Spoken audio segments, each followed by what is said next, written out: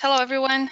Thank you for joining us for our webinar, Why Trust Matters, with our special guest, Oliver Schilke, Associate Professor of Management and Organizations at University of Arizona, Eller College of Management. My name is Sanya. I'm a part of the higher education team here at Ivy Exec, and I will be helping to moderate today's session. Before we begin, I have a few brief housekeeping items for our audience. First, all attendees are in listen-only mode. However, we encourage you to engage in the session by asking questions, which you can do using the question box in your GoToWebinar control panel. Please make sure to use this feature for all the questions you may have for the presenter, while we invite you to use the in-chat feature for sharing any thoughts you may have with the rest of the audience. We will also be having a formal Q&A session, so please feel free to send in your questions throughout the session. And additionally, we are recording today's session, so you can look forward to receiving a copy of the recording via email in the coming days. And now it is my pleasure to introduce you to our speaker today. Oliver Schilke, Associate Professor of Management and Organizations, joined the Eller College of Management in 2014 after earning his PhD in sociology from the University of California, Los Angeles.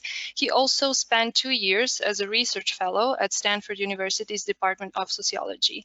Schilke studies microinstitutional processes such as trust, routines, and legitimacy, and his research addresses interorganizational relationships, R&D, and entrepreneurship. In 2021, Schilke launched Eller's Center for Trust Studies, of which he serves as director, though a grant from the National Science Foundation. His research has been published in Organization Science, Journal of Management Studies, Journal of Applied Psychology, Academy of Management Journal, and more. And with this, I would like to hand the presentation over to Professor Schilke. Thanks a lot, Sonia, for the wonderful introduction, and thank you all for joining this session today. I'm very excited about hosting this webinar, especially since the topic is at the very heart of my research interests. As Sonia mentioned, in January this year, I established the brand new Center for Trust Studies at the Eller College of Management. Besides developing executive education programs such as today's, the objectives of the center are to promote cutting-edge research on trust, to host a speaker series where academics, business professionals, and policymakers talk about trust, and to organize conferences to facilitate interactive discussions surrounding trust. So trust is a relevant topic, not only for me, but apparently also to you, since you joined today's session. That's why I look forward to our discussion later during the Q&A. So as Sanya mentioned, please feel free to enter your questions at any time during the session, and we will get to them at the end. Here's a brief agenda to give you an idea what we are going to cover today. We're going to start out with the question of why is trust important? That is really the main motivation for the seminar and the basis of what follows. Once we've got a feel for why trust matters, it's time to talk about what trust really is. As we'll see, different people have different understandings of trust, and it's important to clarify what we mean by it. Third, we're going to look at the origins of trust, where it comes from, and how it can be produced. Finally, we're going to address the question of whether it's always a good idea to be trusting, or whether there are circumstances in which it's more advisable to withhold our trust. To kick things off, I've prepared a little poll where I'd like to hear your opinion.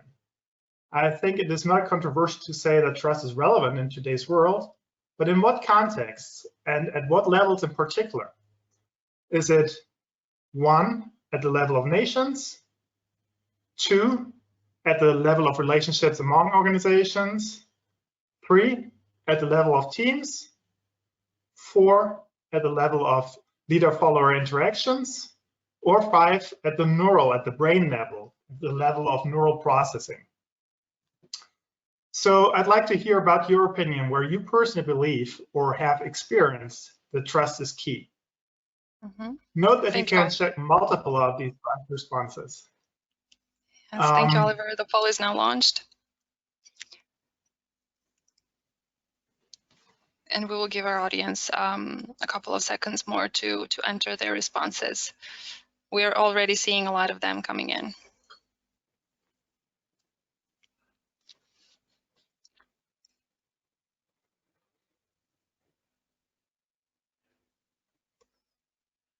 Okay, we will be closing our poll now, and here are the results. Okay, so 51% of our audience thinks it's the interorganizational relations. 52% of them thinks that it's nations. 71% leader-follower interactions. 68% says neural processing, and 78% says teams.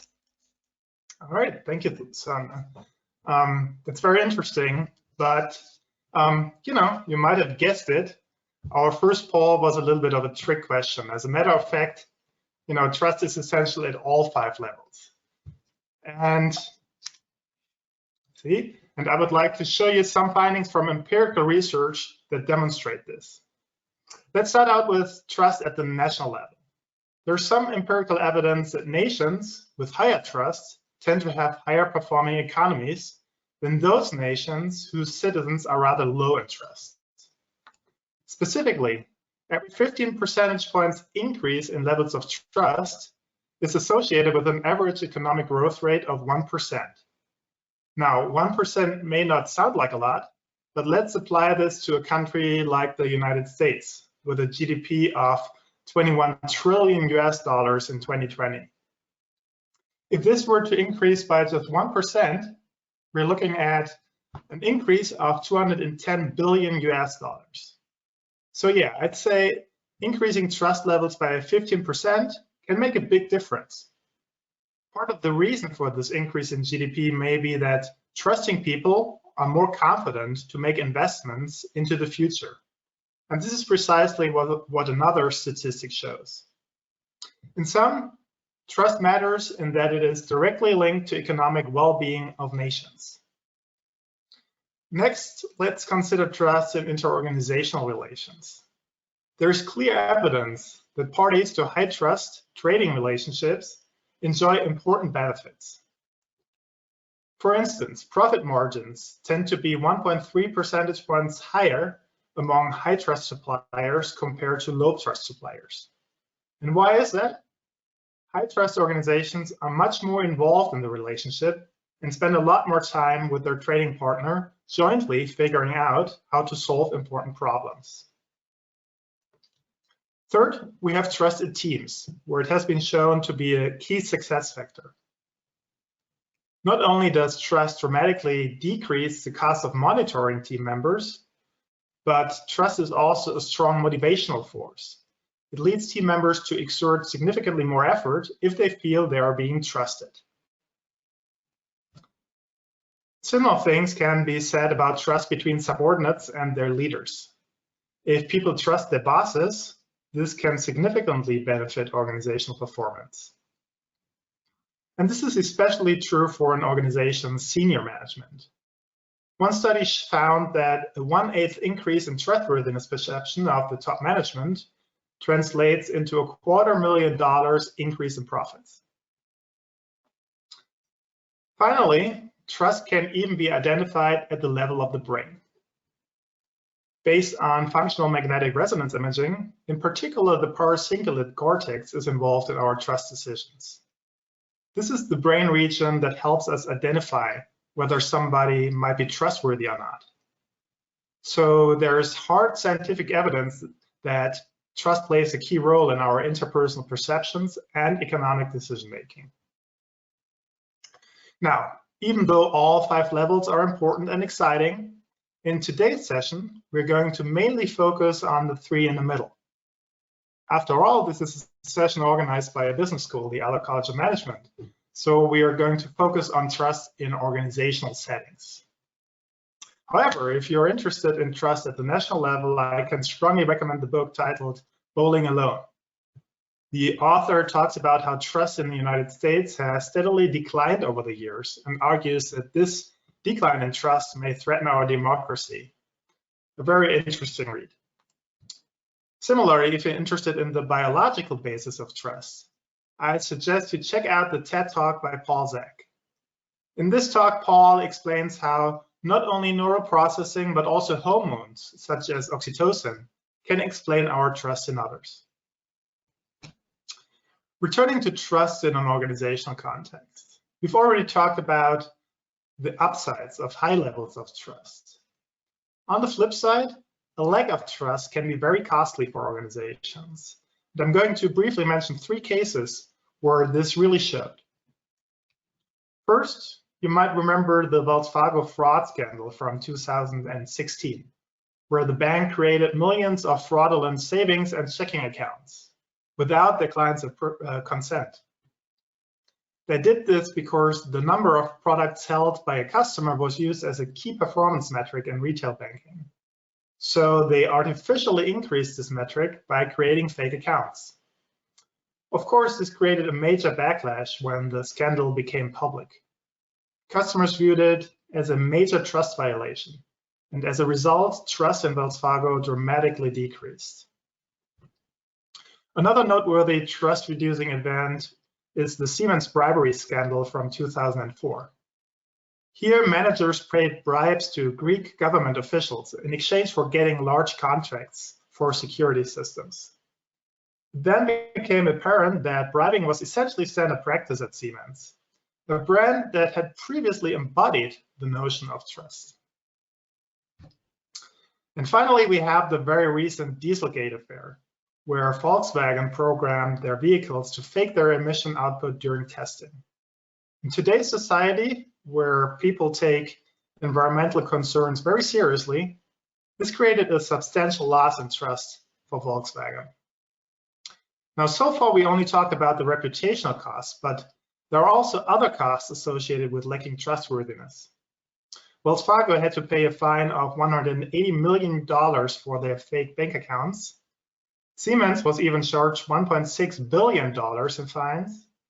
And at the top of it all, Volkswagen has been facing more than $33 billion in fines, penalties, financial settlements, and buybacks costs for their dirty diesel cars. So all in all, there are substantial costs of losing trust. There are fines and legal fees, which can be directly measured in dollar figures. But perhaps even worse, violating trust results in a persistent loss in reputation, which can make it very hard to conduct business. There are also other costs, such as those related to key employees leaving the organization because they no longer want to be associated with it. The loss of these individuals can be substantial, and hiring capable replacements is difficult and expensive. Finally, in order to avoid future scandals, many organizations involved in trust breaches launch comprehensive restructuring programs. Hiring consulting firms and having employees participate in trainings can be extremely costly. I guess all of this is to say that organizations are well advised to do everything they can to avoid trust violations and to foster trust placed in them. All right, this was my little pitch for why trust is critically important, especially in an organizational context. What we have not yet talked about is what trust actually is. The term is often simply taken for granted, but I don't think it's as easy as that. So I would like to ask you, what is trust? Please take a minute or a moment to try to come up with a decent definition of the term. You may want to write it down so we can see what the essential elements or characteristics of trust are. Okay, I'll give you a minute. Mm-hmm.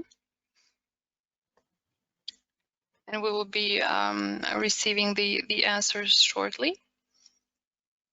Okay, so we have Larry who says trust must be demonstrated. Yes, and we do agree. Yep. Trust is love. You mean what you say and say what you mean. That is trust for one of our attendees. Confidence as well. One of our attendees says also trust must be earned. These are all great answers. Thank you, everyone. Loyalty as well, patience, believing that the others will do the right thing. Honesty. Yes, we do agree with that.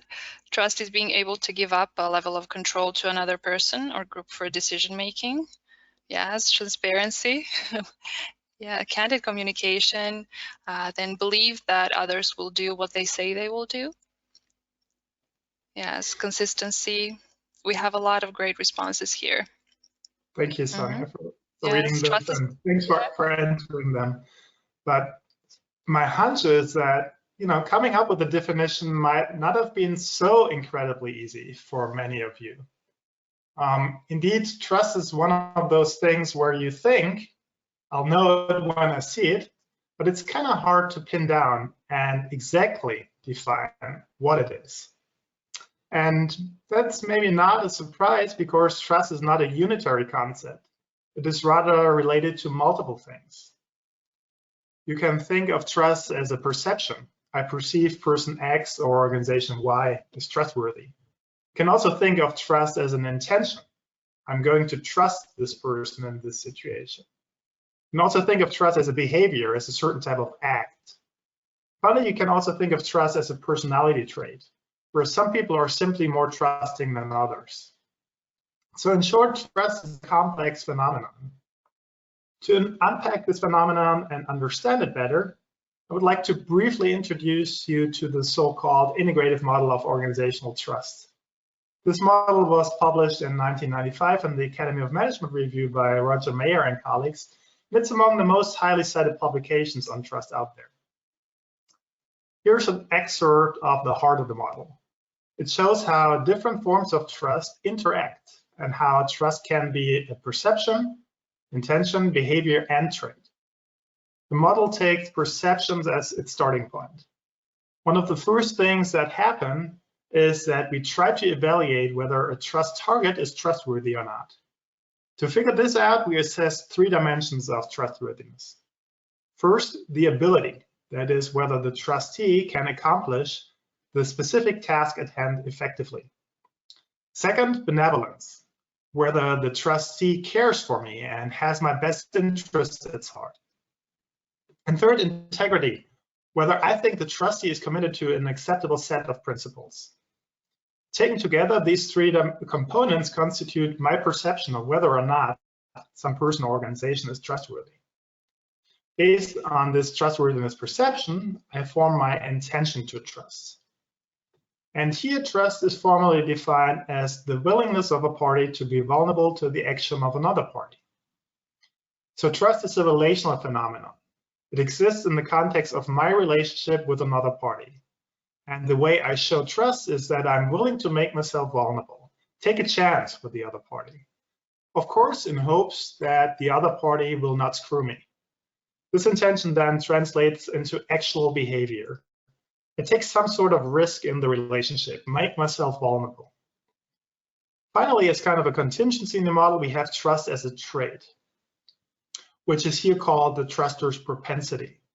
This merely reflects the fact that some people are much more comfortable when placing trust, when making themselves vulnerable than others.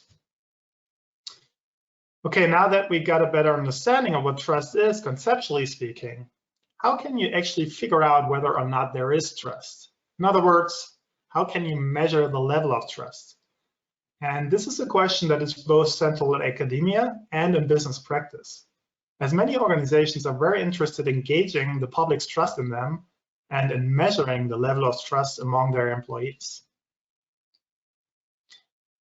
Among the various approaches to trust measurement, 2 are used particularly frequently: surveys and experiments.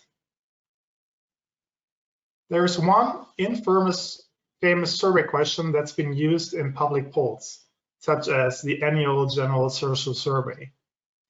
This question asks, generally speaking, would you say that most people can be trusted, or that you need to be very careful in dealing with people? With a yes/no answer. Now, this question is nice in that it is short and straightforward, but also has important shortcomings. For one, it presumes that people know what can be trusted means, and that different people have a similar understanding of this. It's clear that this is not the case. Also, the yes/no answer scale is very coarse, as one's actual level of trust can vary widely. That's why most surveys where trust plays a key role break the concept down into several items. Here's one example from my research. In this particular study, we surveyed 392 purchasing managers about their experience in inter-organizational buyer-seller relationships. To measure trust, we used 6 items that covered various aspects of trust and a 7-point answer scale ranging from strongly disagree to strongly agree. Even though this measure was designed for managers and inter-organizational relations, it can also be used more broadly. So what I would like you to do is take a minute to use these items to measure your own trust in your boss. For the lucky few of you who don't have a boss at work, why don't you assess your trust in your spouse instead? So please take a pen and a paper or a Word document or something and write down your answers to these 6 questions. No need to share your answers with the rest of the audience.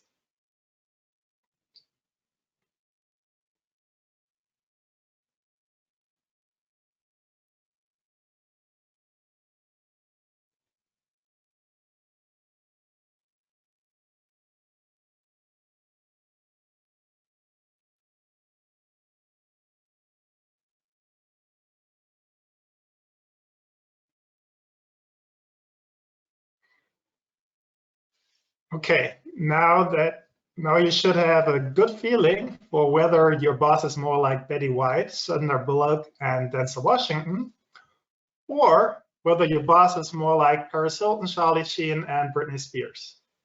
You might have guessed it, according to a large-scale poll, these are the individuals or celebrities who were rated as the most trustworthy celebrities on the left, and the least trustworthy celebrities on the right. Don't blame me, I didn't run this survey. Reuters news agency did, and they probably used different items. I personally think Britney Spears is fantastic. Anyways, you get the gist of the exercise.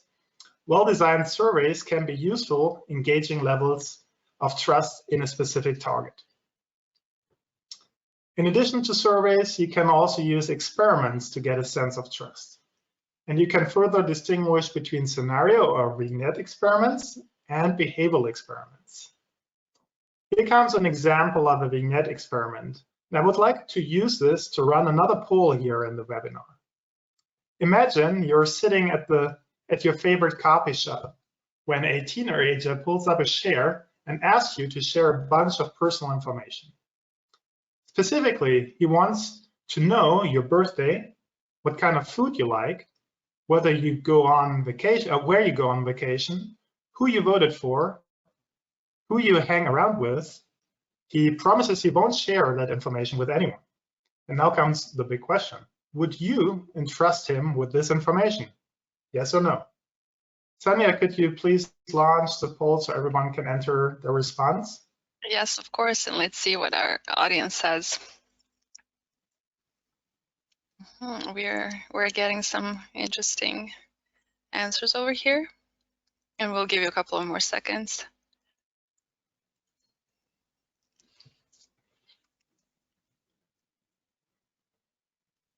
Thank you, everyone. We're closing the poll, and here are the results. So 83% of the audience says that they wouldn't entrust him with this information, and only 17% says yes. Okay, this is interesting because in the real world, the opposite seems to be the case. Especially when we think of this young gentleman here, Mark Zuckerberg. Virtually every day, 2.3 billion people entrust him with some of their most private information. And this is kind of ironic, given that he doesn't seem to be the most trustworthy fella. There is a Mark Zuckerberg quote from the early days of Facebook that leaked a couple of years ago. According to one of his close friends, Mark expressed his surprise about the success of the platform by saying, "People just submitted it. I don't know why. They trust me. Dumb Fs." I guess all this is to say is that scenario experiments can certainly be okay, but they don't measure actual behaviors. This is where behavioral experiments come in which participants engage in a simulation so their trust can be measured through behavior. Here is the most famous behavioral experiment about trust, the so-called trust game. In this game, participants are assigned either the role of the sender or the receiver. The sender gets the following instructions. You can choose to send $20 to the receiver or keep the money to yourself. If you choose to send the $20, the money is tripled to $60. However, the receiver then decides whether to share the $60 with you so that both receive $30 each, or whether to keep the entire amount so you end up with nothing. These instructions are also summarized by the decision tree in the middle. The sender can either keep their $20 or send them over to the receiver, where they get tripled, and the receiver can decide whether to keep everything or split the money with the sender. And here comes our next poll, where I would like to hear about your decision. If you are the sender in the trust game, and you play it with an anonymous receiver who you don't know, let's say another randomly picked participant in today's seminar, do you send your $20 or do you keep them? Sonia, could you please launch the third poll? Yes, of course, the poll is launched.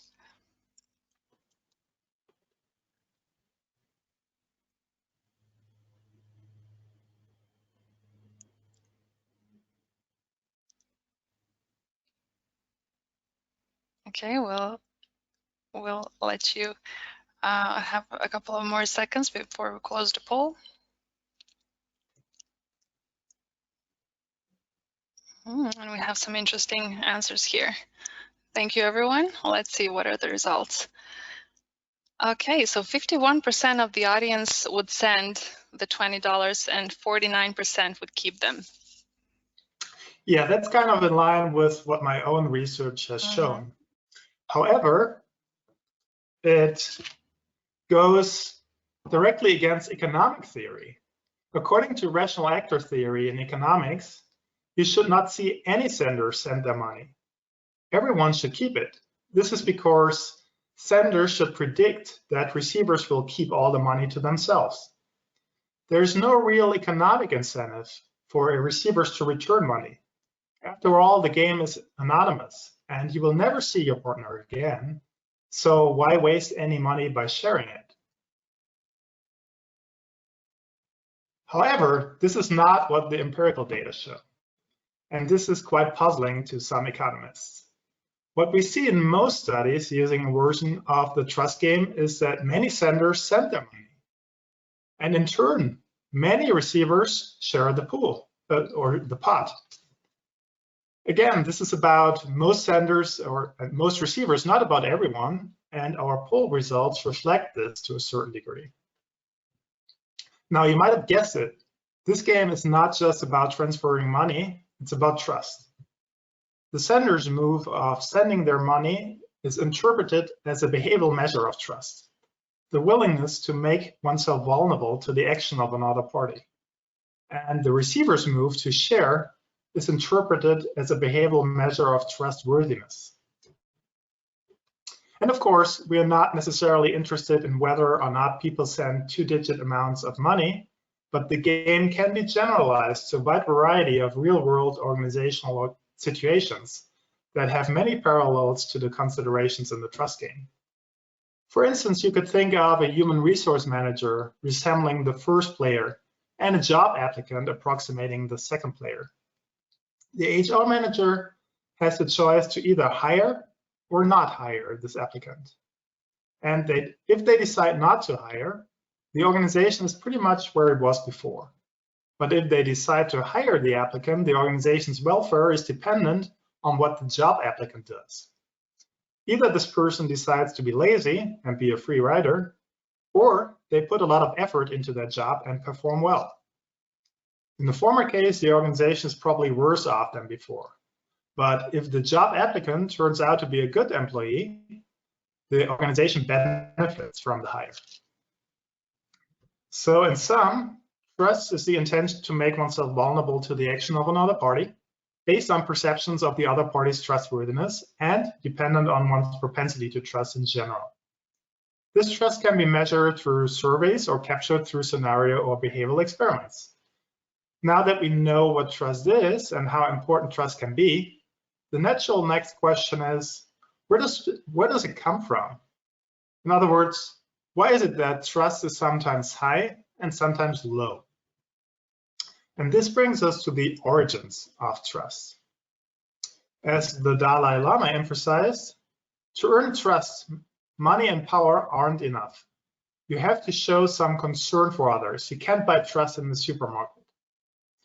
In other words, trust is not a commodity, and its origins are complex. In a very recent article I wrote together with my colleague Martin Ryman at the Eller College in Arizona and Karen Cook at Stanford University, we proposed the following model for the origins of trust. Here we summarize 6 important antecedents to trust. 3 have to do with trust as a trait, or what we previously called propensity to trust, and 3 factors are more about trust as a situational intention and thus about trust in a specific relationship. First, we have the idea that trust is the result of social learning. That is, people extrapolate from early life experiences and ongoing encounters to form a general expectancy of others' trustworthiness. Here's a quick question for you. Can you think of any person or any incisive life event that may have shaped your attitude towards trust? Many of you might have thought of their parents or siblings and how they acted as a kind of role model for how to behave in relationships with others. Others might have thought about teachers or even college professors.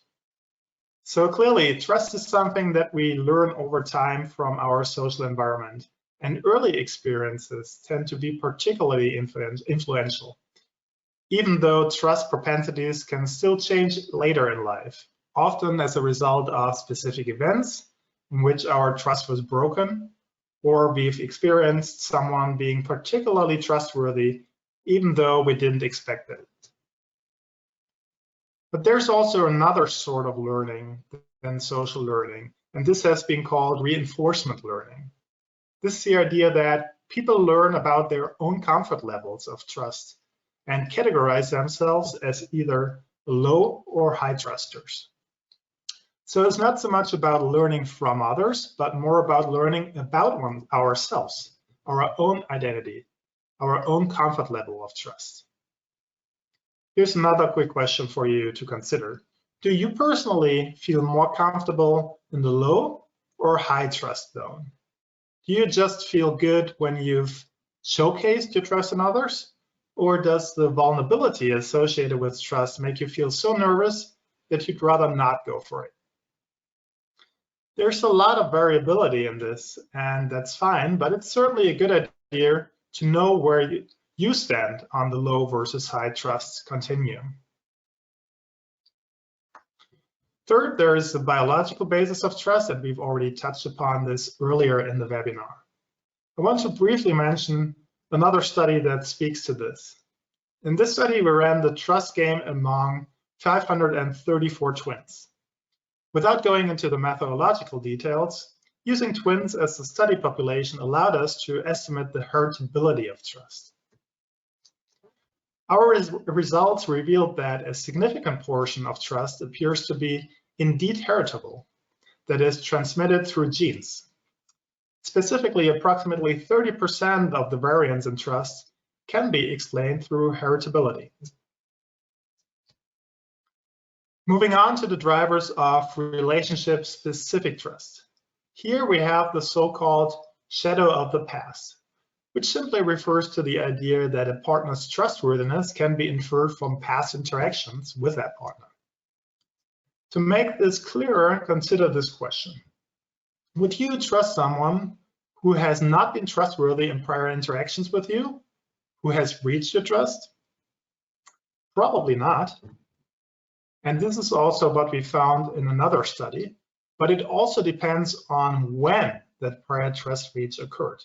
Very early on versus only later in the relationship. What we saw is that early trust breaches are more difficult to forgive. But if someone betrays your trust only after you've successfully interacted with them repeatedly, trust recovery is more likely. As kind of the counterpart to the shadow of the past, there's also a shadow of the future. This means that a partner's trustworthiness can be inferred from how much the partner is likely to value the relationship and to want to maintain it. In other words, people are less likely to breach your trust if they want to continue interacting with you in the future. So try to think of someone who places great value in having a relationship with you, anybody, in business or private. How likely is this person to betray your trust? Probably rather unlikely. Sure, you can never know, but they certainly have an incentive to treat you nicely. Otherwise, you might abandon them or find someone else. An example for the shadow of the future from the business world is the case of McDonald's UK in and around 2005. For the longest time, the company did a crappy job showcasing how much they value the relationship with their customers. As a result, consumer trust in the company was rather low. People just thought McDonald's didn't care about them. But then the company initiated a large customer engagement program where they solicited customer feedback through all sorts of channels. This program, along with some changes introduced as a result of it, showed that the company in fact cared, and consumer trust increased dramatically. Finally, trust can be affected by the broader network that the trustor and the trustee are embedded in. Going back to the study among purchasing managers in interorganizational buyer-seller relationships that I mentioned earlier, we examined the role of the broader network in two ways. In the form of the reputation the trustee has among the general public, and in form of external references that would vouch for the trustee. Perhaps not surprisingly, both factors significantly increase trust. So now that we've looked at a variety of factors that can increase or decrease levels of trust, and generally speaking, there has been a sense that trust tends to be a good thing. But if this is true, should we always be trusting? Or is it also sensible to withhold our trust in certain settings?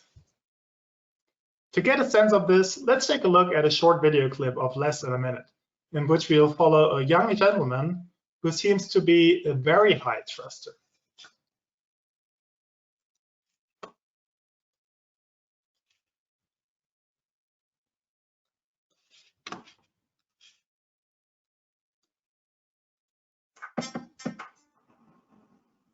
Trust you.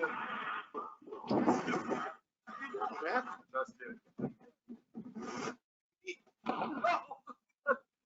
What's wrong with you? I trust you. Trust you. Oh, dang. Dude, trust me, okay?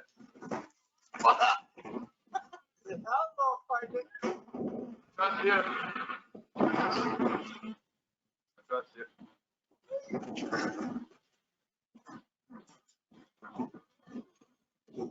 Trust you. You're the first person to catch me. Son, I got it.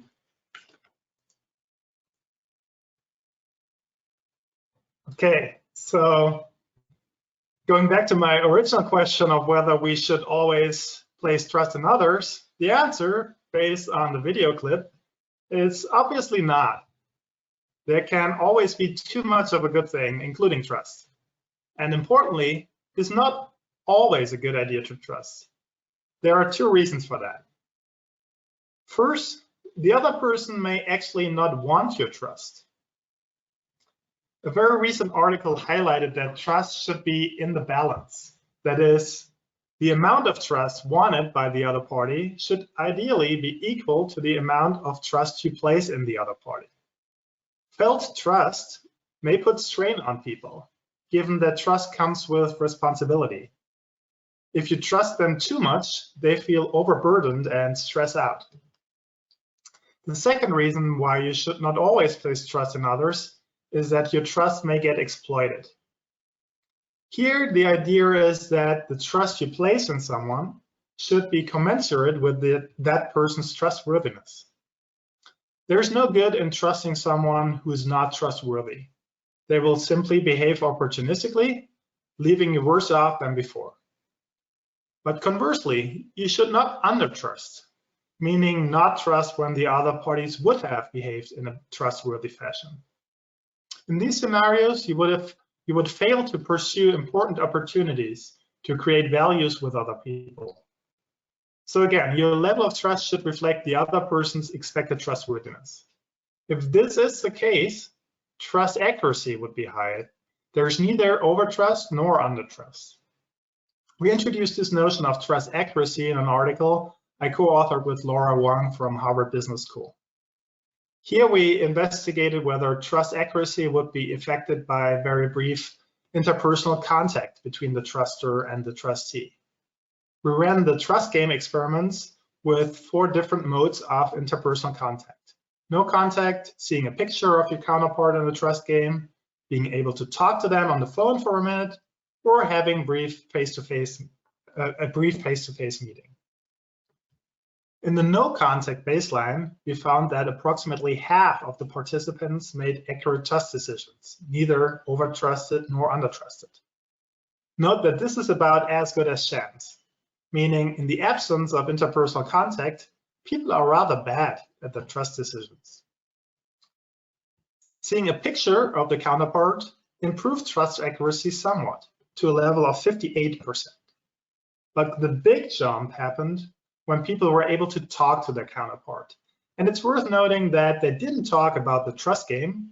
At the point of the conversation, the game wasn't even introduced, and people didn't know that they would be engaging in any future interaction. They simply talked about their hobbies or the weather. But even these inconsequential conversations dramatically improved trust accuracy to a level of 80%. Interestingly, it didn't seem to matter whether people had these conversations over the phone or in person, as trust accuracy was very similar in the face-to-face condition. So you might ask, what is it about having an unrelated conversation that bolsters people's ability to predict the other person's trustworthiness? In brief, what we found is that interpersonal contact increased other-focused perspective taking, meaning it makes it more likely that I understand the other party's role in the trust game and thus predict what the other party will be doing. And as a result of this increased perspective taking, the accuracy of one's trust decision increases. So in revisiting the question of when to trust, trusting tends to be a good idea whenever you have reason to believe your counterpart actually wants your trust, and whenever the counterpart will likely reciprocate your trust by behaving in a trustworthy manner. In conclusion, there are at least 4 takeaways from this session. First, trust can be an important source of competitive advantage at several levels, including the interorganizational, the team level, and in leader-follower interactions. Second, we now have a better understanding what trust really is, namely the willingness to make oneself vulnerable to the actions of another party. This willingness that sets trust apart from other concepts and that opens up the potential to create joint benefits that would be difficult to achieve alone. Third, in terms of where relational trust comes from, we talked about the shadow of the past and the shadow of the future, as well as the important role of the social environment surrounding the trustor-trustee relationship. Fourth, and finally, even though trust is often a good thing, it needs to be placed wisely and only when we believe the other party wants it and will reciprocate. In closing, I would like to quickly direct your attention to the Eller College of Management, where I have the pleasure of working and which sponsored today's session. In fact, trust is embedded in the core values of the Eller College, where integrity is placed at the very top. And this is reflected in the curricula of Eller's graduate programs. So if you'd like to learn a bit more about potential opportunities at Eller, please check us out. So again, thank you for joining today. And you might have noticed the little references in the lower left corners of most of the slides. If you should ever be interested in learning more and diving deeper into the content of this session, I put together a bibliography that will allow you to pull up those references. Sonia will later share the slide deck with you, so you will have it. But now I will hand it over to Sonia for the Q&A, and I look forward to all of your questions.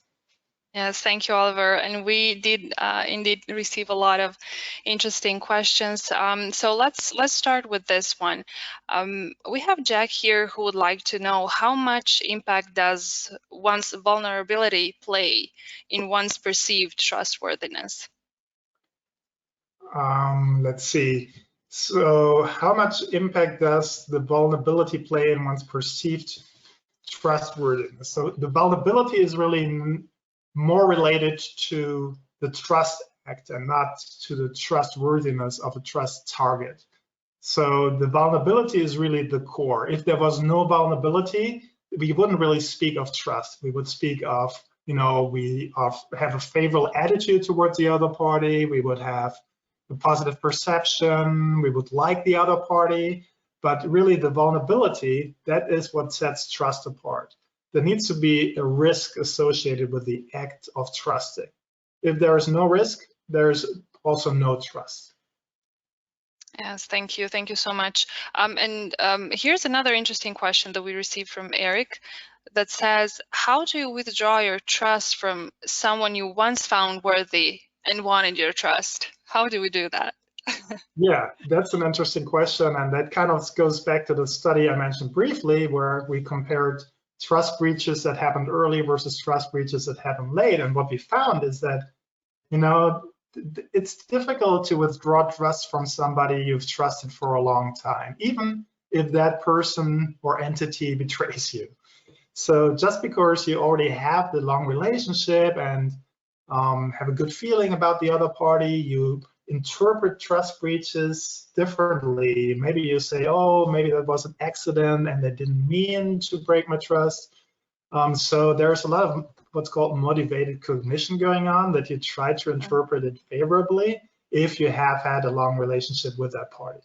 Now, if you really think that the trust breach that occurred is important and that it's really reflective of the other person's trustworthiness, it's still, I guess, the sensible choice to reduce your trust in that person and be more vigilant in dealing with them, at least. Maybe you don't immediately break off the relationship entirely, but definitely be more vigilant and do more monitoring of what the other party is doing. And if you still sense that they are no longer trustworthy, there's no way around, I guess, in the long run then to look for another exchange partner to replace Yeah, great them. advice. Thank you, Oliver. And Larry here asks a very interesting question. What's one action a leader can take to rebuild trust with their team? I think that this is a question that interests many of us. Yeah, so the dynamics between leaders and subordinates is particularly interesting in that there's, of course, this power difference, right? The leaders are in charge, and for the subordinates to follow the leader, trust is particularly important for them to blindly do what the leader says without questioning every single time whether it's a good idea.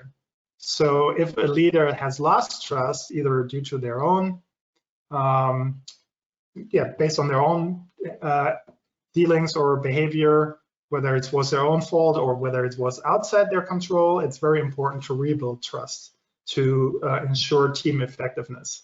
And what has been shown in research is that to repair trust violation, an apology is really the most effective thing. And there are different ways to phrase the apology, but in most cases, it's just a sensible way to be as honest as possible, to tell them the reasons that led to the trust breach and led to the decline of trust. So full transparency in most cases is the most viable option. And then also signal that in the future, this behavior will no longer happen. So show some credible commitment to a change in behavior.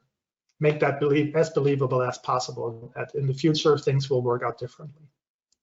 Yes, and when we talk about gaining someone's trust, what are, let's say, warning signs of trust that will be maybe ruined? So how can you anticipate whether somebody will screw you? That's, yes. that's of course the big question. And going back to the last study, or one of the last ones I showed you, really spending time with that person. We as humans have this somewhat inexplicable ability to figure out our counterpart better when we spend time with them. Sometimes this is underappreciated, especially these days where everybody works remotely and everything's on Zoom, and who likes to hang out on Zoom just to spend time together, right? But so this is definitely a threat during this pandemic, that we no longer spend enough time together to figure out whether somebody is trustworthy, but especially if it's an important decision that you are facing, whether or not to trust a party, it's well worth the investment. Yeah, and speaking of that, how will the perception of the justice affect trust? The perception of justice, yes. Justice. Okay, is that the idea that there should be a fair equality between the partners? Yeah, that's certainly a driver of trust, that there is an underlying perception in our society, at least, that if we make the first step and place trust in others, the other party better treats us the same way and reciprocates, right? So when we think back of the trust game, there's an understanding the other party, the receiver, would be unfair, kind of unjust, not to send the money back. And this is also what we can see. For example, if we compare the behavior of the receiver in the trust game in settings where they know that the sender sent their money versus settings where they're not sure yet, and we see that trustworthiness is higher when they know that the money has been sent. So this is an indirect evidence for this fairness and equality perceptions being certainly at play. That is, trust can also, by you placing trust in others, this can actually cause the other party to be more trustworthy. Yeah, well, thank you. And empirically, what's the average time a person takes to build trust with someone? I mean, that's a good one. Average time, the difference is so large. Imagine, one of the biggest trust decisions people make is whether or not to marry someone, right? And I guess most people spend a lot of time thinking about that decision before they say yes or no. So whereas if you play the trust game with, like, let's say instead of $20, you play with 1 cent, there's little reason for spending hours and days about that consideration. So, it's a lame response, but it varies so widely that it's difficult to build an average. Yeah, I can imagine. And here we have a good question that just came in, and has to do, of course, with the situation that we're living in. So when the world is moving towards the contactless, so to say, work environment, especially after the pandemic, what would you say would be an effective way for a leader to build trust among his coworkers in an official environment like this one? Yes, so that's a good question. It's certainly more challenging because we don't have these natural interactions, just the hallway conversation or the talk at the water cooler, which are so essential to building trust and getting acquainted with others. So we need to try even harder as leaders to build that trust. And I guess even though most of us are probably kind of sick of all the emails they receive, communication is nonetheless the most critical part. And communication can be both in written form and in verbal form. So again, spend time with people on Zoom meetings, even though it's not great, and also be transparent in your communication. Email frequently. More frequently is better than less frequently these days, especially. Yeah, fantastic. And we have time for just one more question that I would also like to to close the Q&A session with, as I think it's really important. So you talked about learning to trust in regards to low versus high trusters. So how can people learn to be better, so to say, better trusters? How can we learn that? Right, that's a good question. As you mentioned, most theorizing so far is about, oh, do we feel more comfortable as high versus low trusters? Where do we get the cues from the environment? So I'd say, generally speaking, people who give others a chance and make the leap of faith and trusting others, they have also more opportunity to figure out whether it's a good idea and to learn about the cues that tell them whether a person is trustworthy. Imagine the other scenario, the low trusters. They, in the extreme case, they never place trust in others. So they also have no learning experience. They have no opportunity to better understand under what circumstances trust is warranted and under what circumstances trust is not a good idea. So generally speaking, the high trusters will also be better trusters overall. Yes, and thank you so much for this great advice and all the great answers, Oliver. With this question, we're going to close our Q&A session. We've come to the end of the webinar, so thank you so much for this amazing presentation, Oliver, and for covering such an important topic. I'm sure that everyone enjoyed the presentation and got the valuable insights today. And if you have any final thoughts for our audience, please feel free to share them. Well, thank you very much for joining. I think it's great that you participate in these kind of seminars, and I very much enjoyed the session. Please, if there are any follow-up questions or insights you'd like to share with me, please get in touch. You have the contact information here on this slide. And thanks again for joining. Thank you so much again, Oliver. It was a great pleasure having you with us. And we would also like to thank our audience for joining us today for our webinar and for your amazing engagement in the session, for all the great questions we received. We hope you all stay safe, well. Hope to see you on our future webinars, everyone. Thank you so much. Have a great rest of your day.